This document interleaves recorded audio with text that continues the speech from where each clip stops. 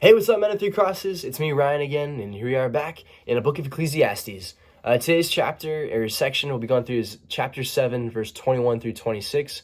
Feel free to open up to that. We'll jump right into it. I'll be out of ESV, and so let's get it. Do not take to heart all the things that people say, lest you hear your servant cursing you.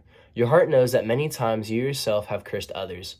All this I have tested by wisdom. I said, I will be wise, but it was far from me.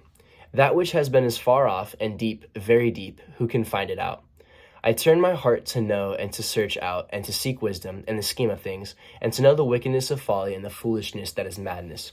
And I find something more bitter than death. It's the woman whose heart is snares and nets, and whose hands are fetters. He who pleases God escapes her, but the sinner is taken by her. So yeah, that's the passage, and it's loaded, man. Let's get to it. I think one of the cool things from this, it gives us like a tool that we can use like daily, and it's how to like handle bitterness. And it says like, yeah, when your servant is cursing you, which is like, yeah, when someone's talking behind your back or anything like, yeah, towards you and stuff, it's like not good or bad. And the theme through it is like bitterness, like how you can be made mad by like what is said. But it just simply says in the opener, it's like your first tidbit. It's like, do not take to heart all the things that people say. Not everything people say should be taken at face value. Sometimes people have hot takes, and sometimes those hot takes like might not be the best or even right at all. And so I thought of like athletes as a simple example that like kind of said to me, like, oh, like an athlete being told like, oh, you're trash, and then all of a sudden the next day, oh, like actually you're really good, or what have you. And it's like you have to filter things out because not everything you hear should be taken to heart. So yeah, in your daily life, I think that's a tool that's like super useful. Constructive criticism and that kind of stuff is obviously good to take, but even then there's a limit. But semantics, yeah, I think that's super valuable right there. If we skip down towards the end, verse 26, it gives this kind of, there's some strong verbiage I think is like pretty valuable to like touch on.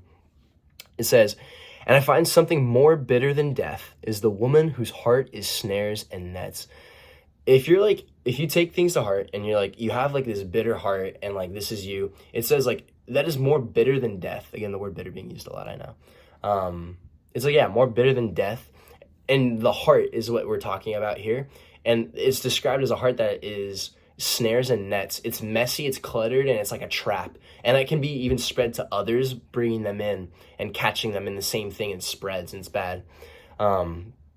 It talks, I think, most importantly for the personal application, it says, and whose hands are fetters. It's like, yeah, you're chained to this, like, to this bitterness, like in your heart and stuff. If you hold on to it, if you take things that everyone says, if you take it to heart, like, you're going to be like shackled to that. And so it says, God, he who pleases God escapes her and is able to avoid all of that. But the sinner is taken by her and can't move on from things that are said. And so, which comes into what this middle verse kind of section was talking about. It's like wisdom. Verse 23 says, all this I have tested by wisdom. I will be wise was far from me.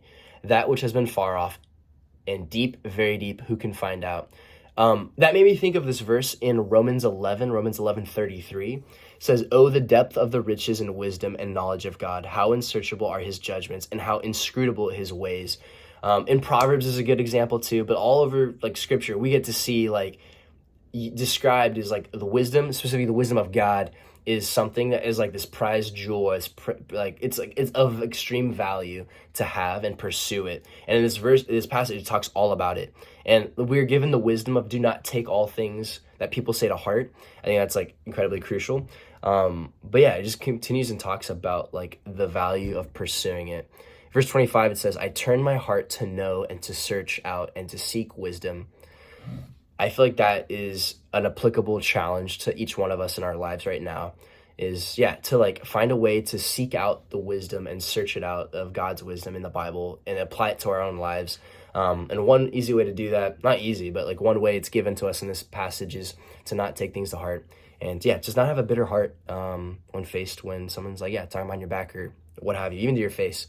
So anywho, I hope this helps you guys or whatever, and it's a good time. But yeah, hope to see you guys all soon, and see you around.